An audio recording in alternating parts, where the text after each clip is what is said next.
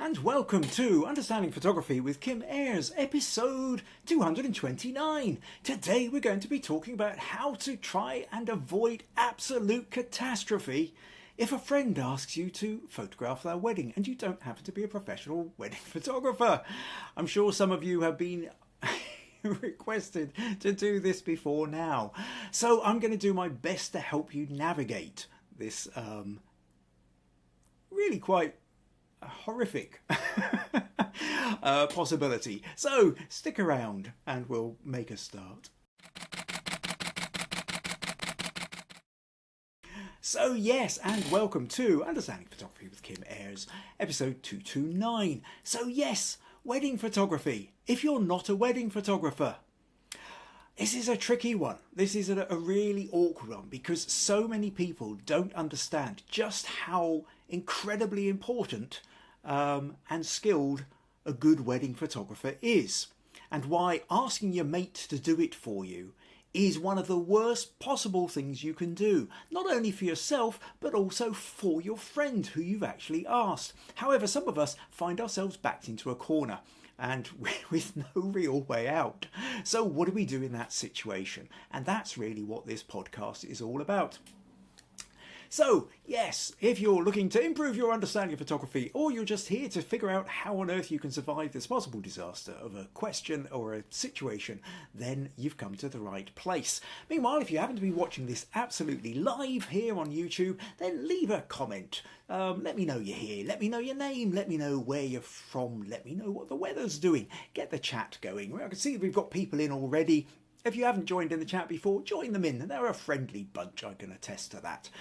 If you're not watching live, you can still leave a comment down below. In fact, you know, it might not be such a bad idea. If you have any particular anecdotes or experiences that you would really like to share with anybody, then stick them in the comments underneath, you know, on this podcast, because it's quite possible this one might have legs, might have a future that people kind of come back and refer to, in which case other people's experiences are always a good thing too. For that matter, we also have the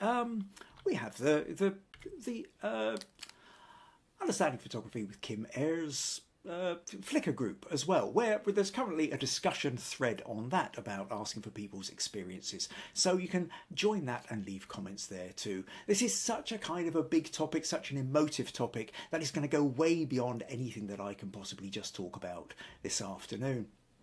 So keep it going, and I'm sure anybody who ever turns up at this video or turns up at the group feeling stressed about it will appreciate as much input as they can get. Meanwhile, here we go. We can see, I can see there's comments in already. So let's see who's here. So Adrian joins us. Says afternoon all from weather here in South Lincolnshire is sunny and reasonable. Fiji says good evening from Chennai. A warm, balmy night. Mick says hello everyone. Adrian says for overseas people, South Lincolnshire is in the UK, sort of middle and to the right hand side. April says greetings all from a slightly rainy and mild day in Long Island, New York. Nadia joins us, says hi all from a bright but cloudy Fife. Susan says hi from a not quite sort of day in Kirkcudbright. Not quite grey but not quite bright. This is true. Kirkcudbright is just 9 miles down the road from here in Castle Douglas. And yes, I've got the window open. I'm going with natural light again now, but it is a bit dull and overcast. The side towards the screen, which I seem to remember is Jeffrey, if I'm right. So anyway, Jeffrey says good morning all. Nick says hello all from an overcast Bath in the West Country. Adrian, April wants to know, April's asking Adrian if it's a warmer part of the UK. John's joined us, says it's rained a lot and now snow. Hello from Ohio. And yeah, little bits of chat. Oh, and John's wishing happy birthday to Meg. It was Meg's birthday a couple of days ago on the 14th. Our little Valentine's baby, who's now 27. So yes, happy birthday to Meg for the other day. And Janet says hello from a cold, snowy Ottawa, -9 degrees C, 20 to 30 centimetres of snow expected. Wow. That's a lot more than I think we ever get in this corner of Scotland. Right, okay, so we have people in, we have a topic to discuss.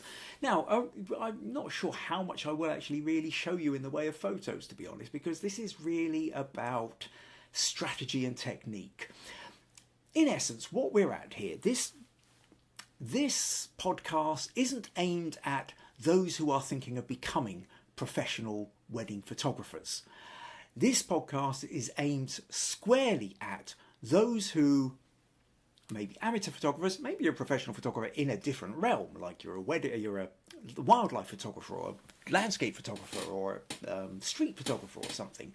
But whatever it is that wedding photography isn't your thing, not something you've particularly ever done, and suddenly your friend says, "Oh, you're good with the camera, could you photograph our wedding?"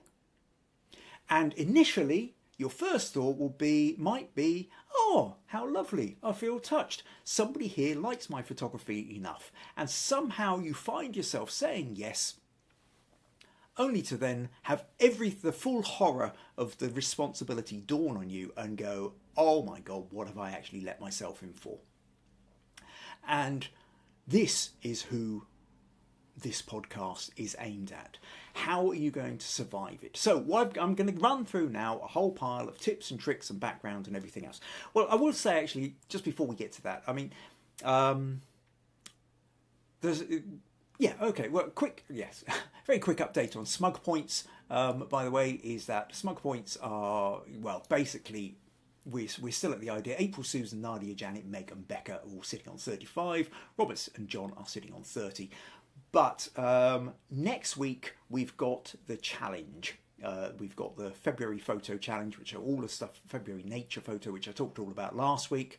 You can go and check that out. I'll remind you again at the end of the podcast.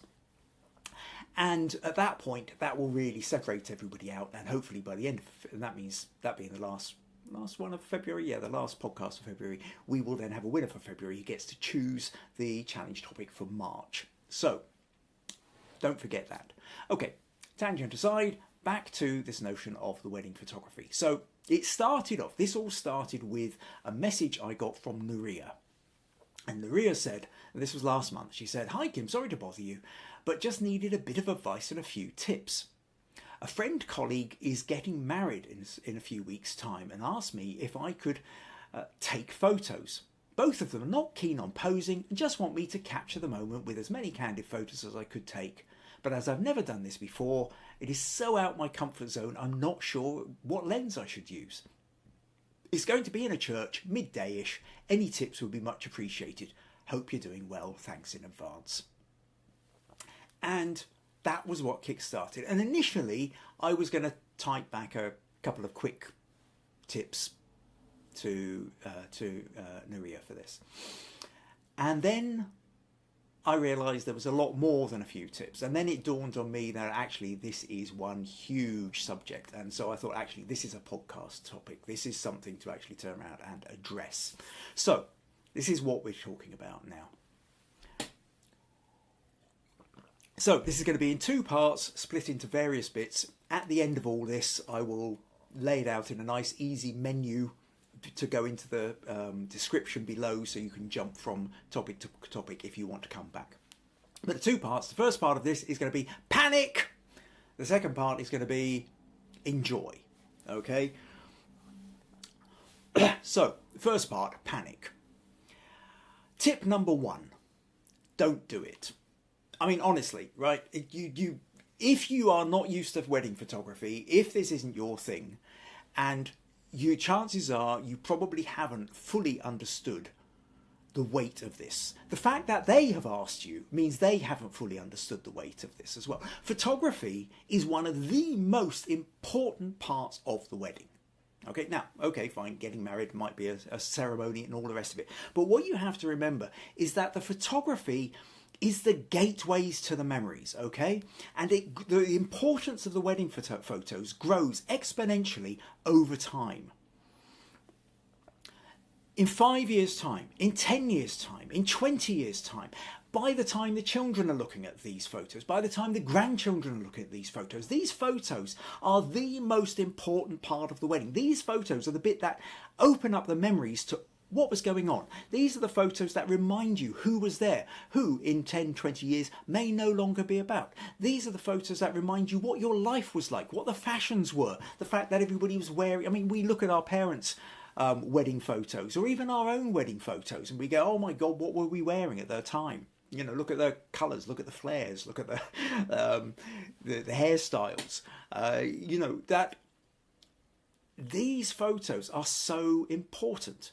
And just at this point, turn around and say, oh, we could do with a few photos for our wedding, let's get our mate to do it, shows an utter lack of understanding of how important these photos are.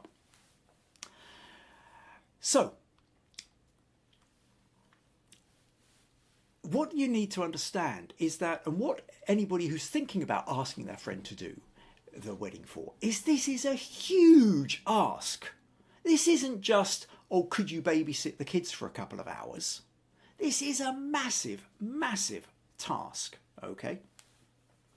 And a massive, massive responsibility. So I'm going to keep glancing over at what my notes are, because I've got so many notes on this. But I'll I'm not doing a PowerPoint slide presentation, don't worry about it. I mean, for a start, you are not going to be able to be a guest at the wedding, right? You might think, hey, I've been invited to this wedding. You haven't been invited to this wedding. You are not going to be able to sit down and enjoy this wedding. You have full responsibility for the memories of this wedding, for this couple, right? If you mess this up, there's no second chance, okay?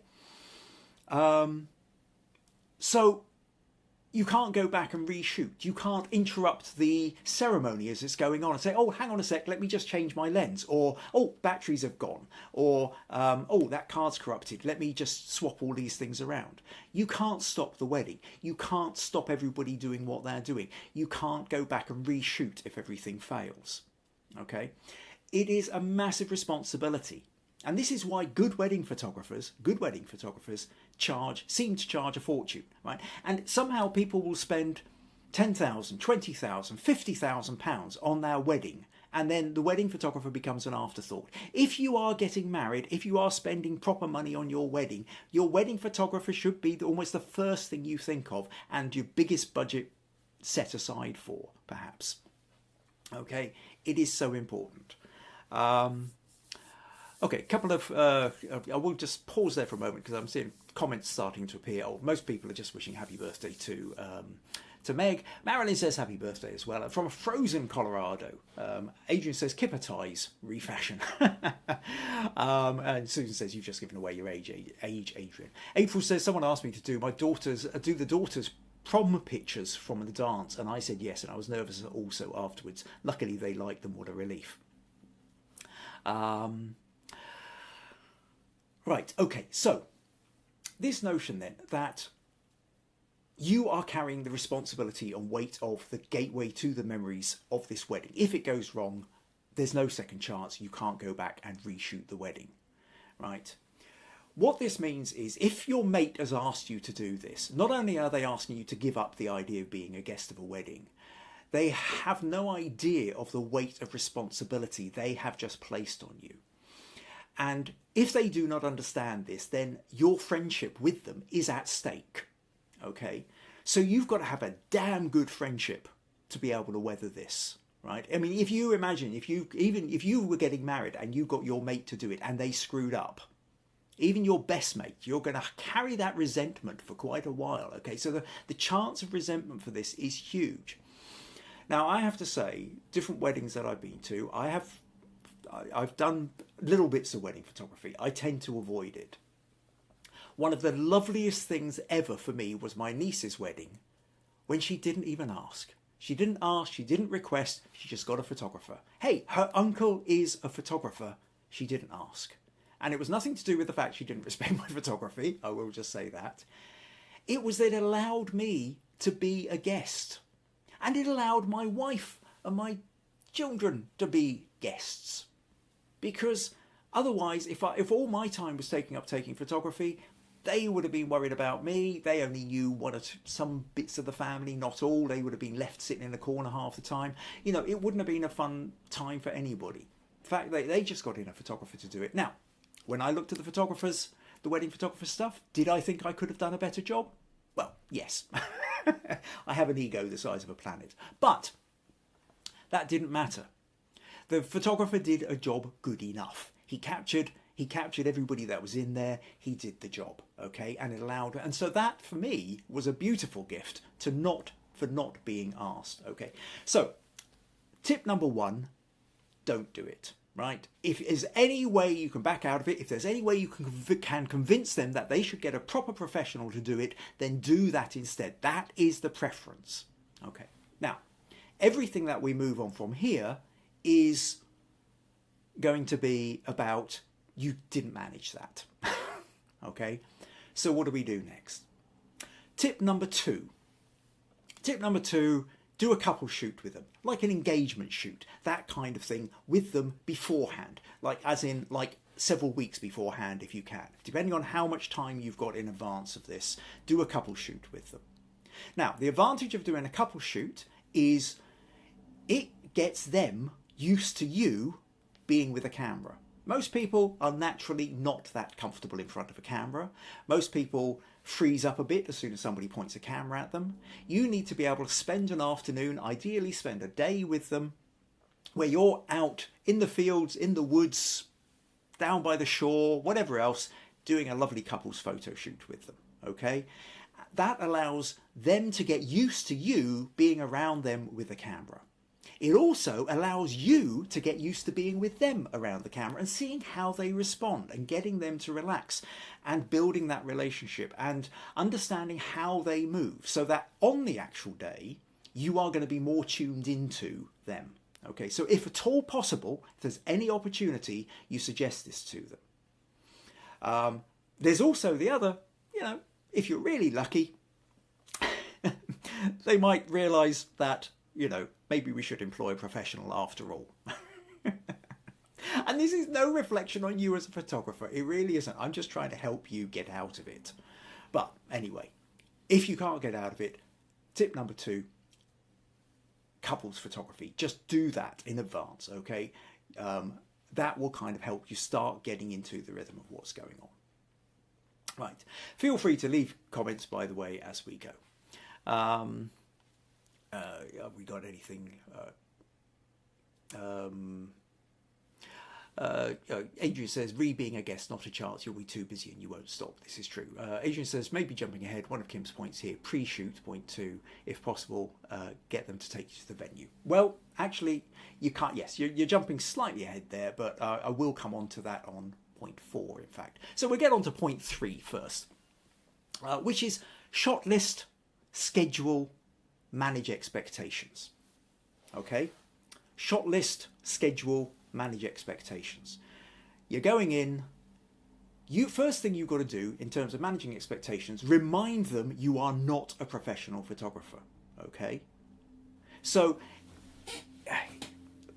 too many people, because they've got these things, think that you just turn up, you point them roughly in the right direction, you get a click, you've got a photo, hey, and then they quite like your photos and you've got a good camera, so that's all that's being asked. They're not real, they don't have any real understanding of what photography is.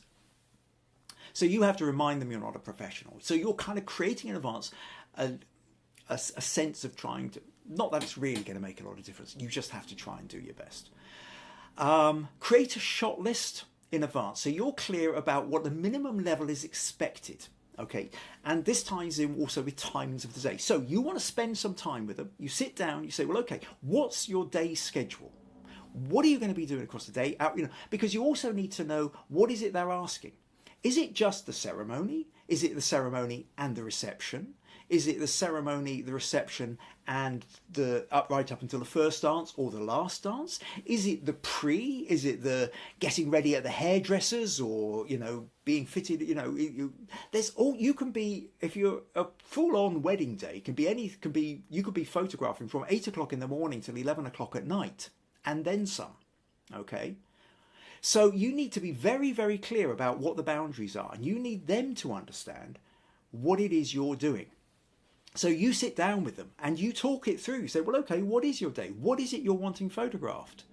And then bit by bit, this also has the added advantage of the fact that it starts to get them to see just what it is you're doing. Once they start to realise, well, actually, you're asking me to turn up and, at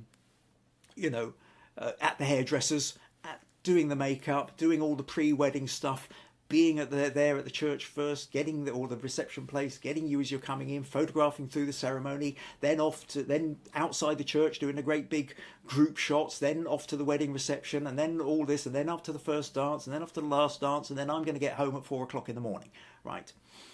That you're actually going to be putting in something like 15 hours plus worth of photography, right? Before you even get on to editing. Now, full-on professional wedding photographer, you know, it's a little bit like, I mean, would you ask a lawyer and say, oh, you know, for our wedding present, do you think you could just draw up the prenup agreement and any other contracts? Would you say to an accountant, would you mind doing my books for the year or something like that? No, I mean, the ask is huge. And so this is kind of what I'm on about. This is, you know, so scheduling, going through the schedule with them, finding out what the schedule is, what the timings are, where you need to be, and what level of photos are expected, is not only a really good thing for you to know, because you're going to have to timetable or schedule what you're doing, but it also does help to kind of remind them just how much they're asking from you, if you like. Okay. Yeah, so what you're doing is you're trying to be absolutely clear about the boundaries and expectations of this shoot. Something else to bear in mind with this is that's just the photographing. The editing, the average wedding photographer spends 20 to 30 hours editing the photos, going through, curating them, getting rid of the bad ones, finding the good ones, lining them all up, putting them all together, right? 20 to 30 hours. And that's wedding photographers who do this all the time. Okay? Now, really good wedding photographers who do it even more are constantly finding ways to hone that time so that they're doing more shots that are really working perfectly in camera, that they, you know, so they're narrowing it down so that their editing time is maybe getting down to 20 hours per wedding, 15 hours per wedding, right? But the editing side of it is a huge part of it as well, okay? So understand that your job isn't just taking photos. The editing is going to be a massive part of it. Oh, VG says, in India, God, of course, India, we're not even talking 1 day, you're talking a minimum of 3 days. VG says, in India, wedding photography has become a booming business. Typically, it starts with pre-shoot, then the 3 days of the wedding ceremony. Photographers even accompany during the honeymoon, post-weddings, and take photos. So, my God, you know, you've got 2 weeks worth of photography going on. So no one will ask their friends to take the photos. Yeah, that's an even bigger ask. It does have to be said. Okay, final bit on tip 3 with this notion of managing expectations is there's the lovely little phrase which some of you may have heard in business, which is under promise, over deliver. In managing expectations, just make sure that they have a minimal sense of what you're going to be able to do, and you only promise the absolute minimum that you think that you're capable of doing. Then anything extra on that becomes a bonus, okay? Whereas if they've got really high expectations and you fail to live up to it, then even though what you did was really good, there's going to be resentment, there's going to be bad feeling, okay? This is what I'm trying to save you from. Okay. Tip number 4, scouting ahead and permissions. To go back to Adrian's point here, if at all possible, go and check out the venues in advance. So, is there a church? Is there a reception? Is there, you know, is there a registrar's office? Actually, and if you're in a pub, you know, if you're downtown or something like that, where are you going to be able to park? All these kind of things, right?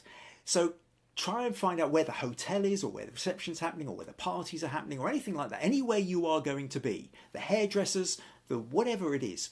Where is it going to be? Go there first. Work out where you're going to park. Find out permissions. Another really important part here is permissions.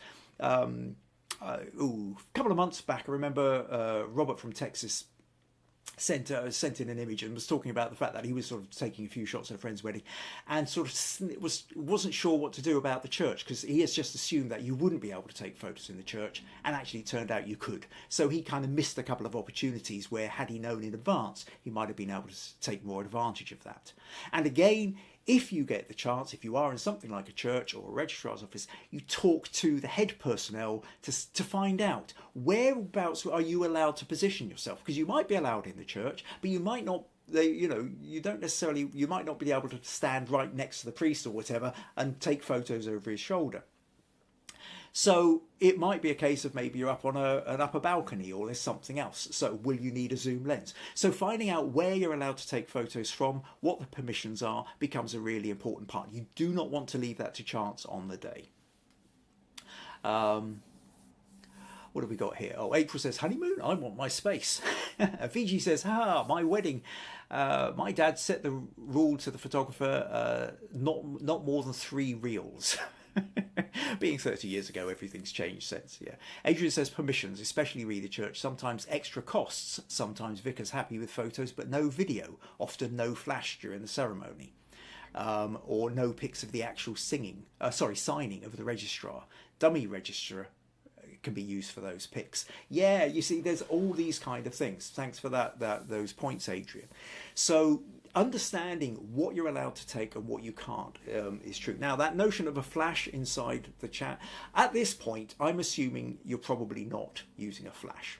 Okay, there again, now, if you know how to use a flash, that's fine. And there's a whole new world of using speed lights and artificial lights and what have you to enhance your photography. Most people who are at this, oh my God, I've never taken a photo, I've been asked to take a photo, you're probably not used to using speed lights, and now is not the time to start learning them, okay? If you decide you actually love the experience and you want to carry on in the future and develop your wedding photography, then that will be your absolutely next big thing to learn. Learn how to use speed lights, learn how to use multiple speed lights, learn how about setting them up and all different kind of lighting options. But right at the moment, we're probably shooting natural light. And Jeffrey says, today's weddings do both digital video, analog film and motion film. It's like a running studio in a church or chapel. Well, there's options, and a lot depends on your budget. Okay. Tip number 5, minimize disaster, no second chance, assume equipment failure. Okay, now this is where the professionals tend to have the understanding over the amateurs, is that you take more than one camera. Okay, have more than one camera with you. Okay, and ideally, I mean, just from a practical point of view, slightly different lenses. Maybe have a slightly more wide angle lens on one, have a zoom lens on the other, and then swap continually between them. Then if one of the cameras breaks or just stops working, or you have an accident and a lens gets broken, or the memory card corrupts and doesn't work, you have backup. Because back to this thing, there's no second chance. Absolutely no second chance with this. So if part of your equipment fails, you've got to have the backup. Along with that, take way more batteries than you need. Take way more memory cards than you need. Take a third camera sitting in the car if need be. And if at all possible, well, we'll now come on to, in fact, tip number 6, spread the burden. Okay? Don't just try, if you can at all avoid it, don't just be the only one taking photos. So with that, now, if you're really lucky, try and talk the couple into the idea of at least forking out for an assistant or second photographer, and see if you can get hold of somebody who's at least semi-pro who has done this kind of stuff before. Sometimes you get people who are wedding photographers, or they've done a few weddings and what have you. That maybe they're not busy at the time, and they'll appreciate an extra few £100 just to come along and help, right? A few $100 or something. So even if you're not being paid, if you can get hold of a few $100 to pay somebody else to come along and support, then that is worth its weight in gold. If you can't do that, if you have a friend, relative who's good with the camera, who you can get along and take extra shots, then that's another way of giving you a sort of backup plan. Okay, and then also what another really positive, really good thing to do anyway, but something to make sure that either they've set up or you set up in advance for them, which is the notion of having a shared space online where everybody who is there can then share their photos afterwards, right? Because everybody there will have these. They're all going to have their phones with them, and they will all be snapping away all the time, right?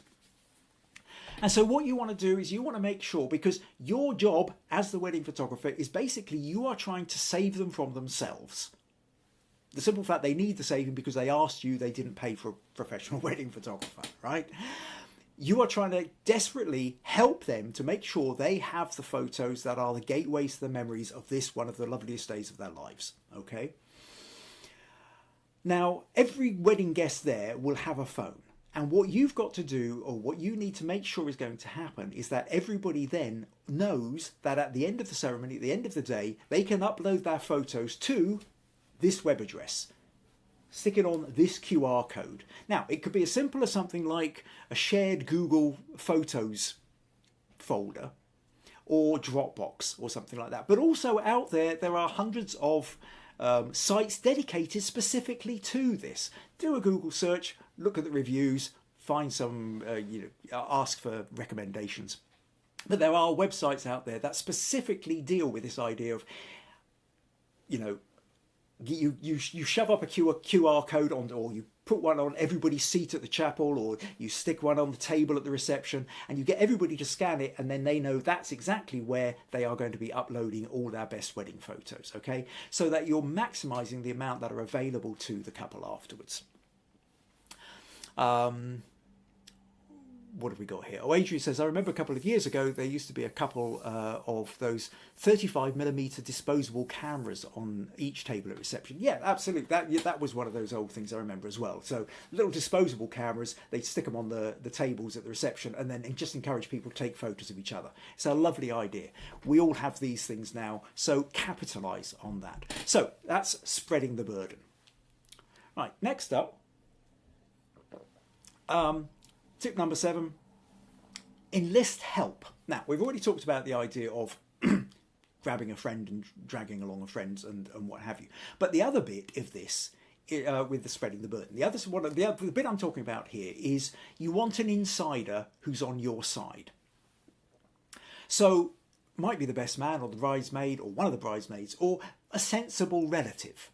Basically, somebody that you can connect to, somebody who knows pretty much everybody who is supposed to be there, okay? Who's probably likely to know most of the people, but also the person who can point out to you, oh, that person over there, that's Granny Jane, make sure, you don't miss her. Or that person over there, I really wouldn't worry too much. She's one of the neighbours who just actually came along uninvited. Whatever, right? You want somebody who kind of knows who everybody is. Also, you want somebody who is not afraid to shout and gather everybody together. Because if you are going to be doing the group photos or anything like, you need to get people into one place, you need to do particular shots. Now, you might be the kind of person who's quite happy to stand on a chair, yell at everybody and gather everybody around. It's really helpful if there's somebody that everybody else knows who can do that, because they're much more likely to listen to them. Okay, so that notion of you need to recruit an insider, that's a really important part of it. Yeah, Adrian says head bridesmaid, maid of honour, best man is also good for knowing who's who. Yeah, these are your, but sometimes your kind of best man, head bridesmaid, or what have you, are sometimes kind of a bit caught up with other things. They might have other duties. Yes, absolutely, go for them, but also check around. But also ask, in the pre-schedule bit, in the bit where you're doing all the planning, ask them, say, look, who in your family is going to know everybody? Because somebody is going to say, oh yeah, well, Jean's the one who always does that one, or Kevin's the man for that completely. And then you make sure that you're put in touch with them at the beginning of the wedding, or ideally even before you get a chance to meet them, have a cup of coffee, build a rapport with them, so that they know that part of their role is assisting you. So, we now move on to tip number 8, which is they lied. What I mean by this is they may just say, oh, all we want is a few candid pics. Nuria, as soon as she started saying this, where's Nuria's thing? All the alarm bells rang, right? It says, friend, colleague getting married, right? Both of them are not keen on posing. They just want me to capture the moment and as many candid photos as I can, right? Now, they may say that. They may even believe it when they're saying it. But it's not going to happen. On the actual day, on the actual day, they're suddenly going to realise, oh, we've got all our friends here. Wouldn't it be nice to have a group shot of us all? Right? And it is really important you have a group shot of them all, because we're back to gateway to the memories. Right? It is important that in 5 years, 10 years, 20 years time, they can look at these photos and go, oh, these are the people who were here. You got to have that group photo. And once they decide, they realise that, yes, they need to have the group photo, they're suddenly going to then think, actually, won't it be nice if we just have bride, groom, mum, father of the bride, mother of the groom, or if it's same sex, whatever, you know, it doesn't matter. It's the same kind of idea. Let's have his side of the family. Let's have her side of the family. Let's have these combinations. And before you know it, you're doing 30 different forms of group shots. Okay. So even if they've said, oh, well, we just want little fly on the wall photos. You're just sitting in the background, picking off a few photos. And you go, oh, I can do that. They lied. Right.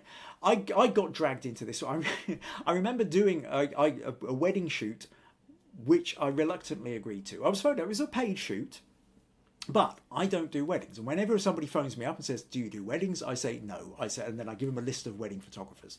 This person seemed really insistent. They said, yes, but we love your photography. I mean, honestly. And I'm saying, well, look, I don't really. And they said, look, all we're really wanting you to do is candid shots. We want you to kind of, you know, come along, just pick off, more like wildlife photography. You're just observing. And I thought, you know what, I can do this. I know I can do this. And so we agreed a price and what have you. And then I spoke to a wedding photographer friend of mine and said, oh, well, I'm not having to do all the group shots and doing all the arranging and all that. And he burst out laughing at me and he said, they've lied.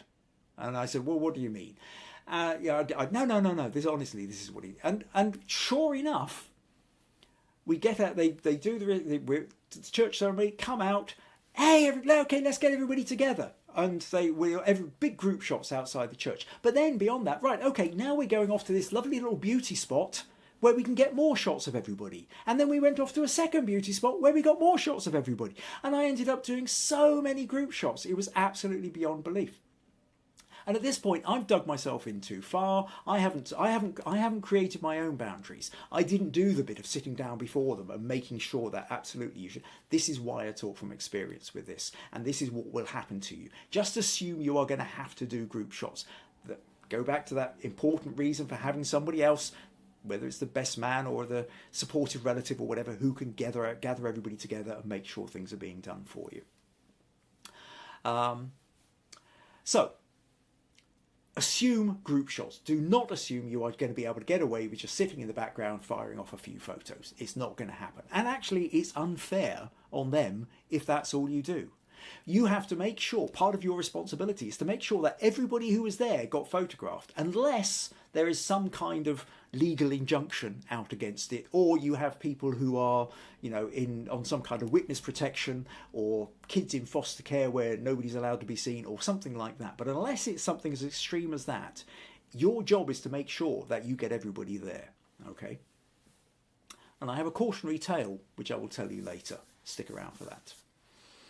Okay, so assuming you've got this far, next thing, tip number 9, machine gun approach, right? I'm sorry, just get trigger happy.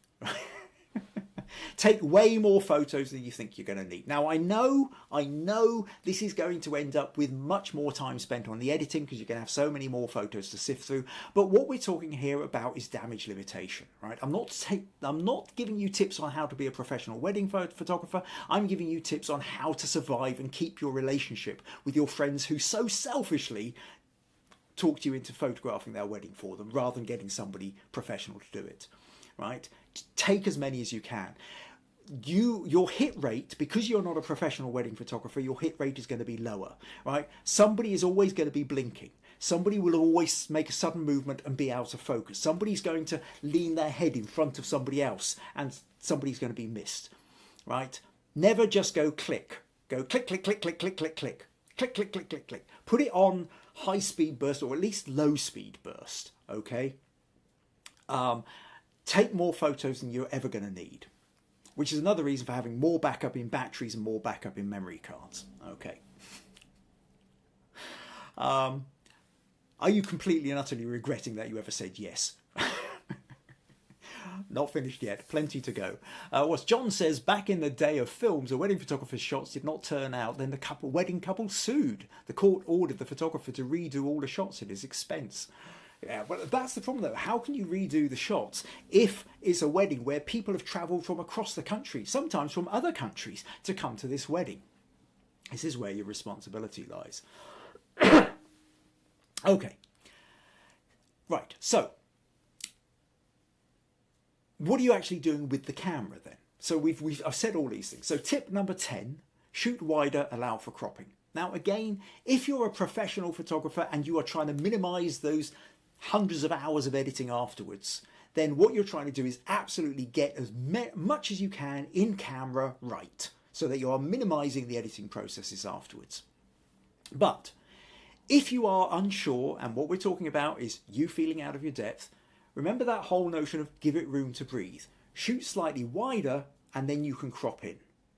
Most digital cameras now, if you've got a reasonable modern digital camera with 20 megapixels plus, you can afford to lose a quarter of the real estate of that image by cropping it off and still have something that will happily blow up to an A3 or maybe an A2 size picture, okay? Certainly big enough for your 12-inch coffee table book with a double page spread. So you've got the space for that. So shoot slightly, because better to have a little bit more extra that you crop off rather than you miss the end of the train of the dress, or you were cutting people's faces off as they didn't quite fit in. Okay, so generally speaking, shoot wider and allow for cropping. But within that caveat, also just try and get as much done in camera as best you can, because your later editing self will be thanking yourself. They'll be thanking you later. Okay, tip number 11, possibly the one that everybody really wants to know, is camera settings. What do I need to, what camera settings do I do? And to be honest, if you are in this absolute, I'm out of my depth, if you are a professional wedding photographer and you are used to shooting on manual and you are used to making all the adjustments and all the rest of it, then that's great. You are not. If you are, then you're not watching this video for this purpose. Play it safe. First of all, stick it on auto, right? Generally speaking, most situations, 8 out of 10 times, the auto settings on most modern cameras will tend to do most of the donkey work for you, okay? Now, it's not guaranteed, it's not going to allow you to go arty, all the rest of it, but if you're trying to play safe, then put it on auto. Failing that, if you want to try at least semi-manual, then set it on a minimum of a 200th of a second, possibly 250th of a second. Because what you're trying to do then, shutter speed wise, is you're trying to minimize blur. Whether that's movement blur because somebody turned their head, or handshake blur because you've been carrying this big heavy camera all day and you're just having problems holding it up. Okay, so 200th of a second minimum on your shutter speed. Aperture, something like an f7, f8, maybe an f11. Problem is that the narrower your aperture, the faster your shutter speed, the less light you're getting in.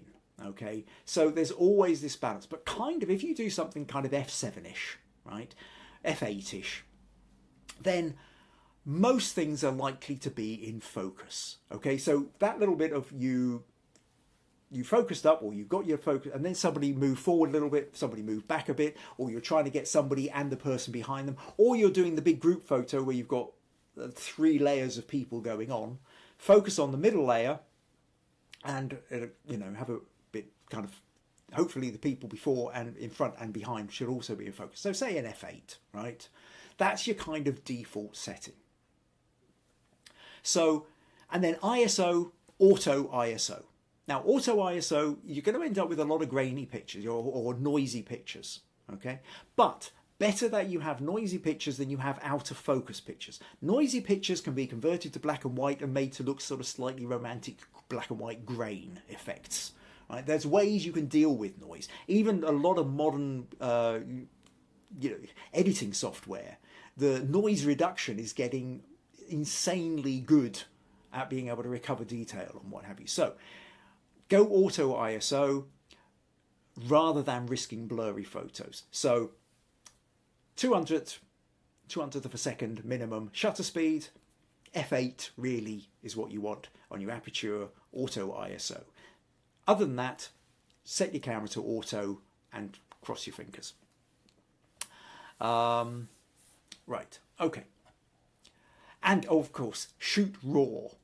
Shoot raw. Do not shoot just JPEG. You might want to shoot double JPEG and RAW, but shoot RAW, because in RAW, when you come to editing, the amount of detail you can draw back out of the shadows or back out of the highlights if the exposure wasn't quite right, or there was a mixed exposure going on, will give you way more options. If you just shoot JPEG, it fixes the highlights and the shadows and you lose that detail. You can't recover it. Okay, now so again, lots more editing in the process, but if you're talking about saving the day with your little superhero badge and cape, shoot raw.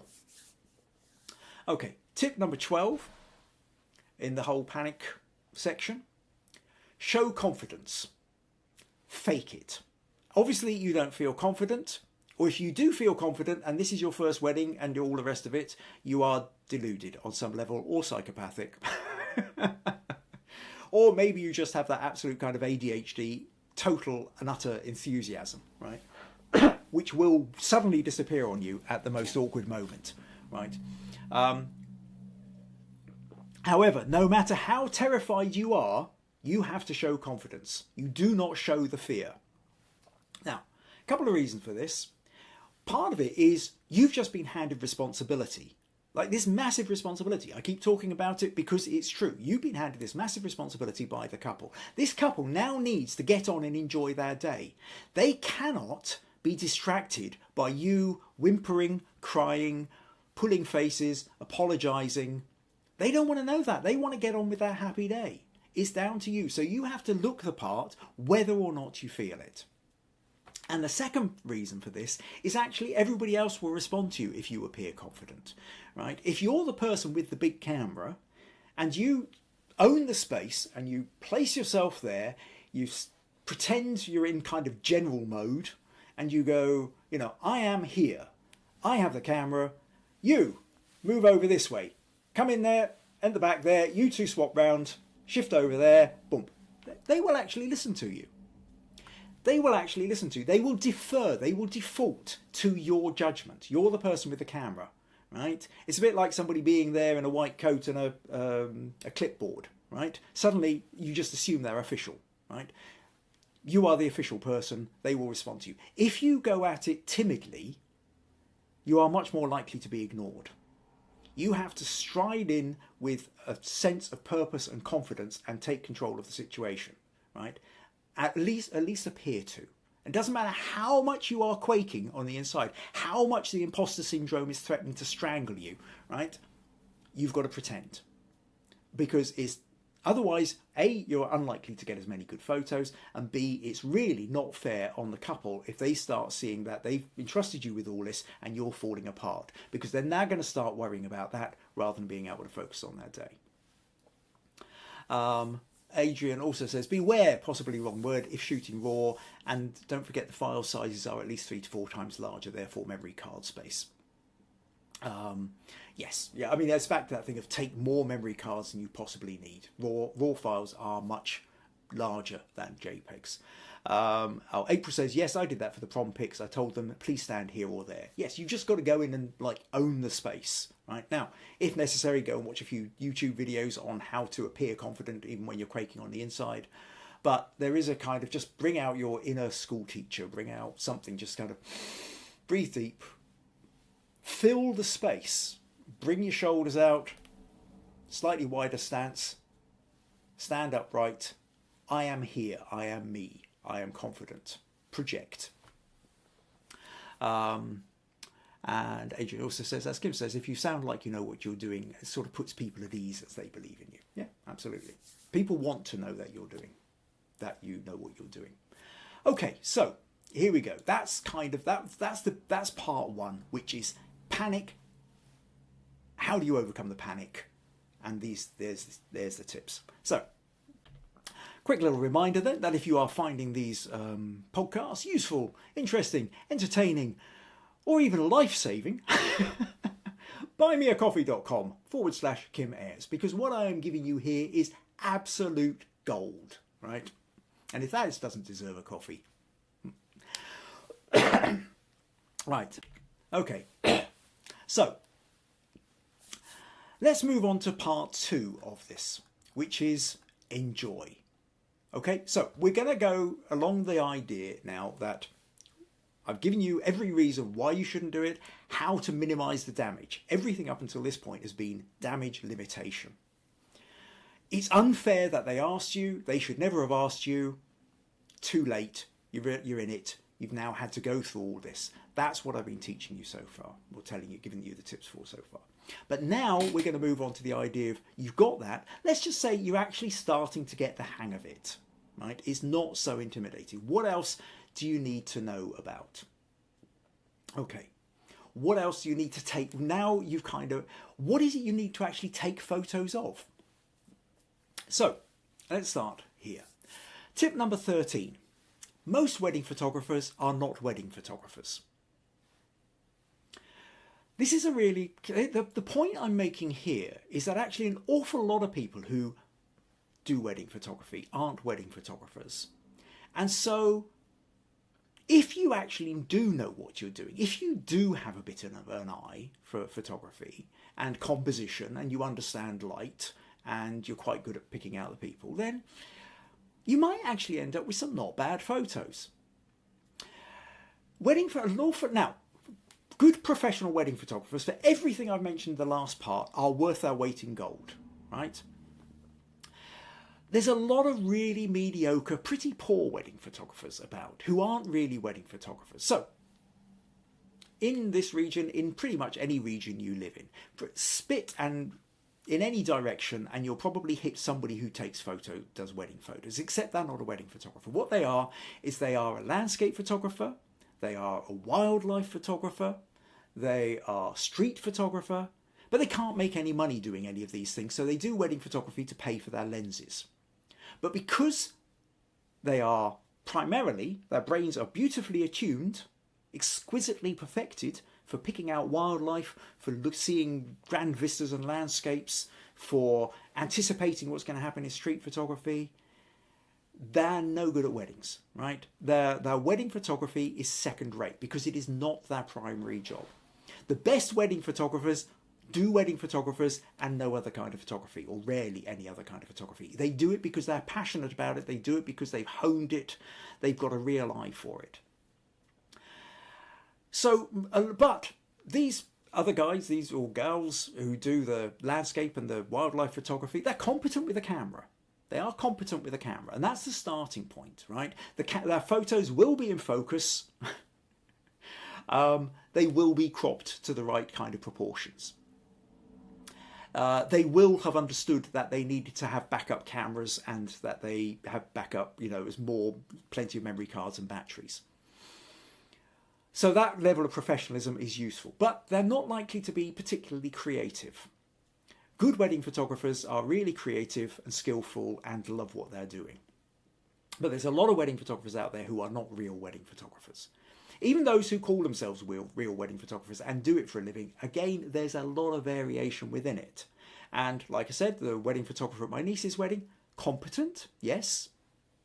Creative, no. There wasn't anything in there that I thought that made me go, ooh, here's somebody who really understands and is passionate and is creative about what they're doing. But they were competent. They did do a good enough job. They captured everybody who was there. They made it look like fun. They reminded everybody of what was going on. And that was the most important part. If you then want that level of creativity over and above that, be expecting to pay much more money for it. Okay. So here's a chance, though, for you to get a bit creative. So tip number 14, then, environment.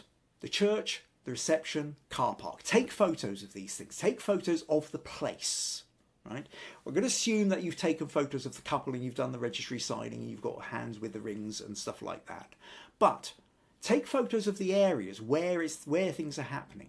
Take photos of the buildings, because again, when you're kind of pulling together the collection of images for these people and the gateway to the memories, what the church looked like, the surroundings of the church, even the, you know, where everybody was parking their car, even, you know, what the hotel looked like. So get some shots of the environment.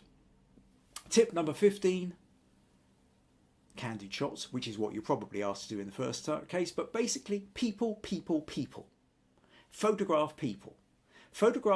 Get the candid shots. Pick people off. When they're not, you're fine. Yes, absolutely do the big group shots. You know this already, and you are not going to be able to get away from that, and you shouldn't be able to get away from that. You need to have the group shots. But now, get the shots of people when they're not aware of you taking the photos, and they're not looking at the camera. So you want to get people who are lost in their own little world. You want people who are deep in conversation. You want people who are laughing with their friends, and children, especially children, right? Children who are running around, playing, hiding under granny's skirt, crawling under the table, colouring in, running along with a balloon.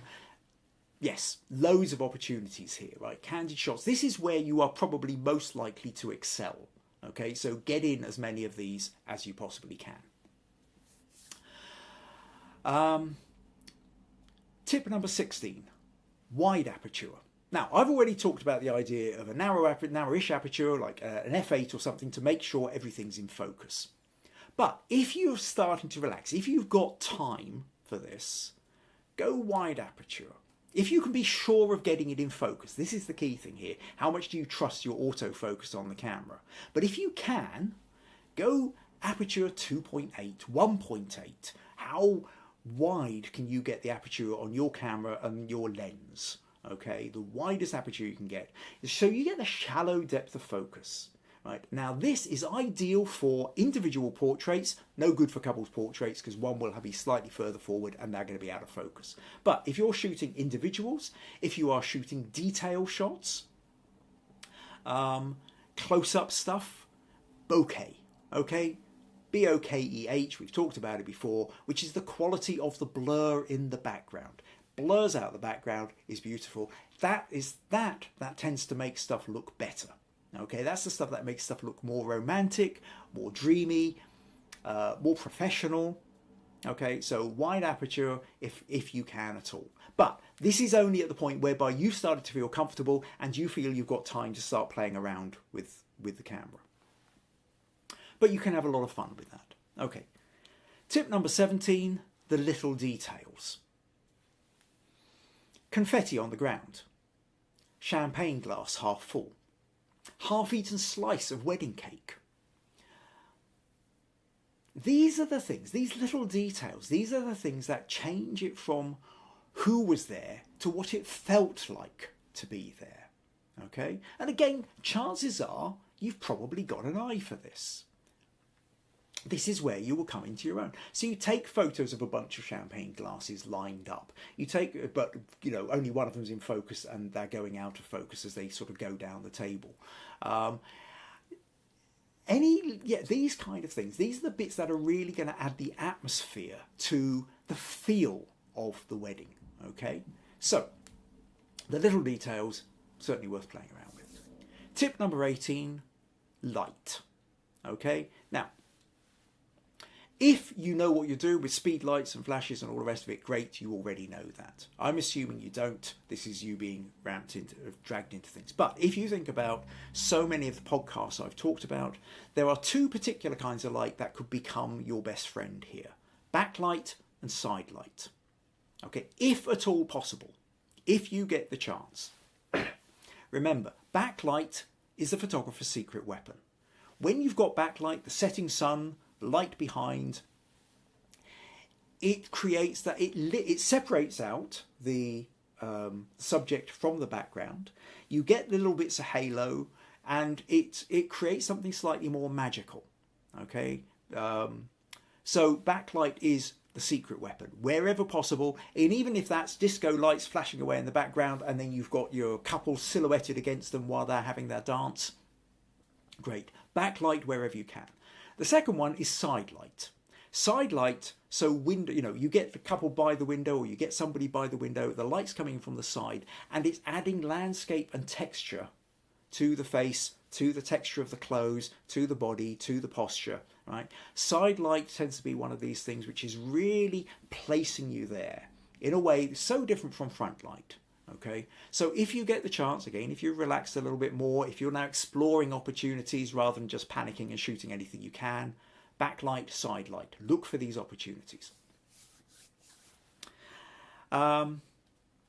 Tip number 19, just one more after this, and then we'll kind of start putting things together. Tip number 19, black and white or colour. Okay, so this is where you've got to go start being careful here, because a lot of wedding photography will look so much more beautiful in black and white, without a doubt. However, do not shoot in black and white. Do not set your camera to black and white. We've talked about this before. I've got several podcasts on it. I will talk about it again.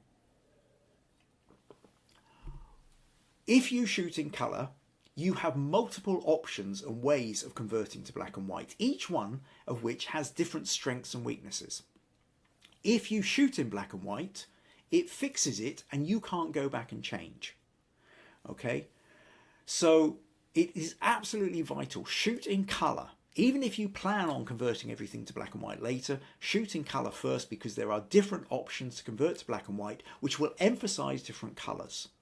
Okay? In some ways, the reds will appear very light. In other ways, reds will appear very dark. Same with the greens, same with the blues. And there are particular shots, there are particular situations whereby you need to have that flexibility in the editing to know when you can lighten things and darken things within the conversion to black and white. So black and white can look more arty. It can mitigate, as I said, the notion of noise. If there's a lot of noise in a photo, drop it into black and white, suddenly that noise starts to look like grain, like old photos, making it a slightly more timeless quality. So black and white can be great, but just make sure you always shoot in colour and then convert. And tip number 20, possibly one of the most important of all, book a massage for the day afterwards. Honestly, the day after, you are going to be exhausted. You are going to be physically exhausted because you're going to be on your feet all day. You're going to be twisting your body at weird and wonderful angles to try and get the particular shot. You are going to have aches in your body in places and muscles that you didn't even know existed. You are going to be physically absolutely exhausted, and you are going to be mentally absolutely exhausted. You are going to be emotionally absolutely exhausted, right?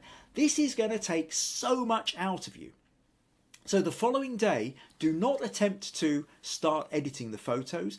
Do not go back to work. You book that day off afterwards, right? And that day you book into a massage parlour, or you go for a long walk in the hills, or you go cold water swimming in a loch where you've got to chip the ice off it first, right? You're doing something which is anything but sitting at a computer, anything but holding a camera. You need to heal. You need to recover, okay? Because this is going to knock the life out of you doing this, right? You are going to be so overwhelmed with imposter syndrome, with a fear of failure. Doesn't matter how good you've done, doesn't matter whether you've done the best job in the world, doesn't matter whether you've knocked 7 levels of whatever off high-end wedding photographers with amazing photos. You are going to feel awful about it because you've been out of your depth and this isn't your thing. All you're going to be seeing and thinking of is your failures. So absolutely important that the day after you book it off in front of the wedding, you cancel it out, you block it off, you book yourself into a massage parlour or a weekend retreat in the Himalayas, whatever. Go and sit on a rock somewhere. Just, it's your survival, it's your recovery. Okay, possibly the most important tip of all. Okay, Adrian says, plus if you change your camera settings, it can be almost guaranteed that you will forget or not have time to remember to change those settings back to colour. That's true. Oh, Adrian says, if need be, take the next day off, right? Okay, so those are the key top 20 tips. Like I say, what I will do is when I'm editing this afterwards, so 2 or 3 hours or whatever, come back, check here. I will menu point these in the description below. Okay, so just open up the description of this video, and then you can jump to any of the points that you need reminding of, or if you want to point any of your friends to. Okay, now the other thing to remember here is that we have the Understanding Photography with Kim Ayres, or the Understanding Photography group on Flickr, as well as the one on Facebook. But the one on Flickr at the moment, there is a discussion thread specifically about wedding photography that we set up last week. And already sitting in there, there are comments. Adrian has been brilliant, as you can see. He's put in lots of great information in the chat just here, but also he's been making comments about some of the wedding photos that photography that he's done before now. Likewise, Jeffrey and Nick have all got their experiences. Nick has this incredible thing whereby he turned up and basically one half, I can't remember if it's the groom's or the bride's side of the family, just didn't look at him. Every time they saw him with the camera, they turned their heads away. So, you know, but if you have your own anecdotes, you want to add things in, put them in, because this is the kind of, this video, this and that discussion group and what have you, become a resource for people. You may not be asked to do a wedding just now. In 6 months' time, you may be asked to do a wedding, in which case you go, oh my God, Kim had that thing. Let's go back. Let's take a look. In which case you will just be able to absorb yourself in as many of these different things as you can. Now, okay, a couple more here. What have we got here? VG says with 1,000 guests minimum, people walking around and much more body pain, and the Himalayas it is. Yeah, 1,000 guests. That's a big wedding, VG. Nick says the bride's side, so very strange. Yes. Jeffrey says, I did my cousin's wedding, but I was the backup to the pro photographer. Only thing I was really responsible for was video and secondary photos. It did not help that we had a snowstorm that day. I mean, that's another thing. If you get the chance to practice first, if you've got a friend who's doing wedding photography and you say, look, I'll come along for free and be a second photographer for you, do that. Just any kind of experience you can get will be useful. Now, one other thing to tie in with this is Rosemarie in the group. She said she's going to be photographing her daughter's wedding, and she wanted to know about skin tones. It's a mixed race wedding, and so different skin colours and tones, and is there anything you can do to mitigate that? And I would say that's kind of really tricky, because so much depends on where the light is coming and where the light is falling. When you're talking about different, in the end, all I can really suggest is the idea that you shoot raw, okay? Oh, that was a bit sore. Glass hitting my teeth there. It's okay, crowns are still staying in. Yeah, shoot raw, okay? Because essentially then, if you've overexposed and the lighter colour skin has gone too bright, or the darker colour skin has gone too dark and underexposed, then at least within RAW you've got the chance to be able to equalise skin tones afterwards in the post-processing. And pretty much that's kind of about the only piece of advice I have, because when you're in that wedding environment, you're shooting hard. However, one of the other things I would say, I mean, absolutely horrified when you talked about the idea of shooting your daughter's wedding. I mentioned earlier a cautionary tale. I'm now going to give you the cautionary tale of my own experience, which hopefully may illustrate why you should never ask your friend to take a wedding photos for you. And here we talk about my own wedding, me and Maggie, right? All these years ago, we got married. We got married at a point whereby we didn't have any money. It was just a small wedding, just immediate family, brothers, sisters, parents, kids, brothers and sisters, kids, that was it. Immediate family only for our wedding. And a couple of witnesses, 2 friends who were witnesses. And photographing. I thought I would get my dad to photograph. Now, my father is an artist. He's got an amazing eye for composition. He'd always taken the family photos. Dad, will you take photos for us? We just want to have photos, memories of the day. Yes, of course. No problem. So my dad took the photos. Now, this is back before digital. Didn't get a chance to look at them. Had to wait for 2 weeks for them to come back from the chemist to get get them developed. When the photos arrived, at that point I discovered my father had only bothered to photograph my side of the family. I mean, yes, we had photos of me and Maggie together, but all other photos were of my brother, my sister, their kids. None of Maggie's family, Not Maggie's parents, not Maggie's siblings, wives, children, and not even my stepchildren. Right? Not even my stepchildren. And when I just absolutely gobsmacked when I asked my father about this. Well, I mean, he's only taken photos of what he was interested in. It didn't occur to him. He's only ever taken photos of what interests him. Okay, now, too late, can't do anything about it. In the end, the only photos we have of my stepchildren at the wedding were taken by one of the friends who was a witness, who had a really little camera and just kind of took it, and they're slightly out of focus, but at least there's something. But that's all we've got, and it's just... So, now, I don't suppose for a single moment, Rosemary, you'll be watching this back afterwards, I know, I'm not going to accuse you of doing that, but what I would say is be aware of bias. Be aware, unconscious bias, that if you are photographing your own family, that you are bound, you will not be able to help yourself but take more photos of your family because they are more familiar, they are more comfortable with you in front of the camera than a spouse, than the groom, okay, if it's your daughter's wedding. So be aware of that bias. But also, as in the cautionary tale, this is why you should never get a friend or family member to do your photos for your wedding. Always get the professional. Right, okay, couple more comments here. What else have we got? Adrian says, I'm not a pro photographer at anything, but I've been asked to do the full wedding and be an add-on to the pro. Feel free to ask me about this in the Flickr thread. Susan says, every point Kim has made reiterates my feelings of no. Good. And Adrian agrees. It is terrible. It's mentally exhausting to say the least, and it's almost sheer terror. Nick agrees with him. Susan also can't think of a worse nightmare than being asked. April says this is crazy. Oh no, your poor wife's family. Adrian says, slightly off topic, but my wife said back in the film days, my father-in-law took a roll of photos of Concorde, the aircraft, and apparently after developing realised he'd left the lens cap on. Yeah. Another problem. Yes. Nick says that sounds gutting. Yes, and it can still kind of irk slightly, but no, don't worry, I've forgiven him. I'm still talking to my father 30 years later. Right, okay. Hopefully then, that has given you every reason for not doing it or for trying to talk your way out of it. But at the same time, if you have been dragged into it and you can't say no, there should be enough information in what I've given you to be able to survive and hopefully keep your relationship intact.